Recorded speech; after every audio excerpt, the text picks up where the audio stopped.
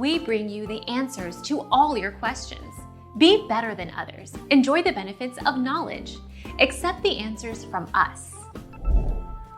There is no way to customize the notification sound for third-party applications. However, if you wish to change the sound for apps built into the iPhone, you can do this by going to Settings, Sounds and Haptics. Our mission is to provide accurate answers. We think without knowledge, it is impossible to live a balanced life. Be competent, be skillful. Thank you for watching. Don't forget to subscribe and hit the bell notification.